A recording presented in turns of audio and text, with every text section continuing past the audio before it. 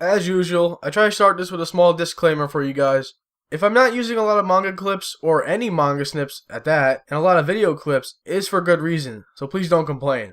Also, this is mostly my opinion, which I try to back up using facts and scenes from the show. When I say show, I don't necessarily mean the episodes, I could mean manga too, I just say show as in One Piece. So recently, I have been rewatching One Piece, and I just finished the Skypiea arc again. This gave me a good idea. We see Enel throughout this arc flying around, destroying people, and taking out entire towns and islands. Enel was not only a really cool character, but he had a lot of mystery behind him. Also, his powers are one of the strongest devil fruit powers out there in the show at the time. He was one of the people to have a Logia, aside from Crocodile. This got me thinking, is Enel on Admiral level? To start off, I usually try not to state my answer right away, but in this case, it is crucial to explain my opinions about him and his powers. I believe Enel could possibly be on the level of Admiral, but it is under certain circumstances. I'm going to break it down into different sections. This way I will explain what I mean by under circumstances.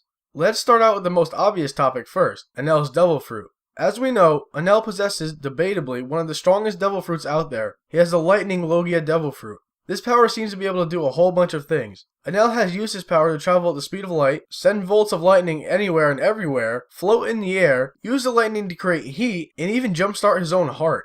Enel can change his speed, the amount of voltage he uses, and the forms of lightning. Let's take some examples of him showing off his tremendous power. Enel used his power to create a huge blast of lightning that would rain down on the island. He used to use this on people who spoke out against him. He's also seen dropping a storm of lightning all over Skypiea, while he created a massive ball of lightning energy in the sky to destroy the land. He was also powering his ship while doing all of that.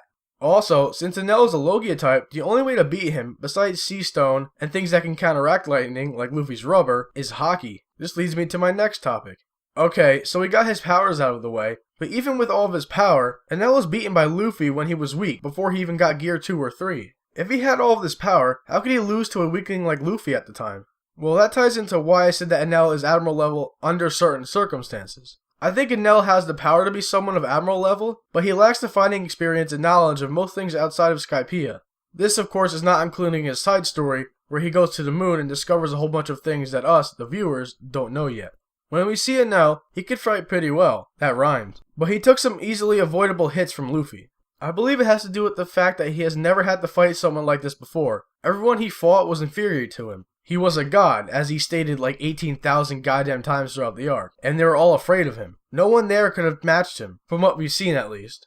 Now, aside from his lack of experience, he somehow had knowledge of devil fruit powers, and some things about the blue sea dwellers, as he would call them. He clearly knew he was a Logia type, and he also quickly deducted that Luffy was a Paramecia type. This concludes that he does have some experience, but clearly not enough to fight strong opponents like admirals and strong experienced warlords. So, to wrap this up, I believe that Enel has the power and potential to be an admiral, or admiral level I should say, but he needs more experience fighting strong opponents. His power is debatably one of the strongest Logia powers out there. I believe he can match the speed of Kizaru and can dish out powerful blasts.